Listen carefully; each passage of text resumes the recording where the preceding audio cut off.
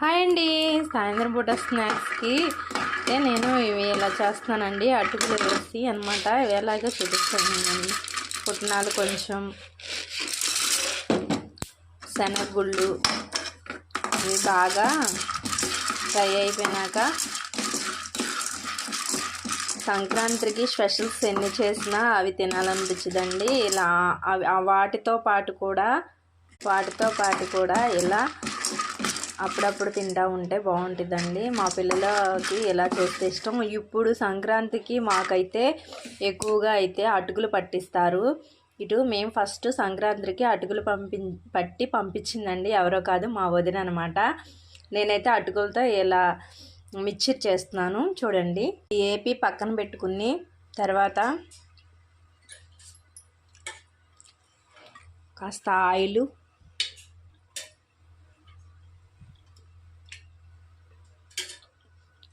వీటెక్కాక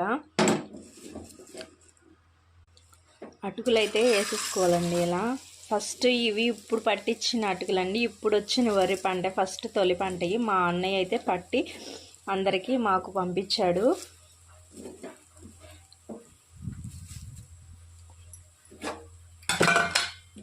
ఇలా అన్నయ్య అంటే ఎవరో అనుకుంటారేమో, మా ఆడబడుచు వాళ్ళు అనమాట.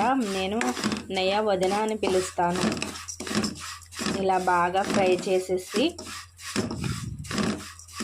ఇలా వేపేసుకోవాలండి. వేపుకున్నాక మీలో ఎంతమందికి అటుకులు ఇలా చేసుకోవడం ఇష్టం? ఈ సీజన్లో ఫస్ట్గా రాగానే వడ్లతో ఎంతమంది పట్టించుకుంటారో కామెంట్ చేయండి. ఇలా వేసుకుని బాగా కలిపేసి సాల్టు, కారం, లైట్గా మంట లేకుండా ఇలా వేసుకుని నిమ్మకాయ కూడా పిండుకుని తింటే చాలా బాగుంటుంది. ఇలా తినడం వల్ల ఎంతమందికి ఇష్టం కామెంట్ చేయండి.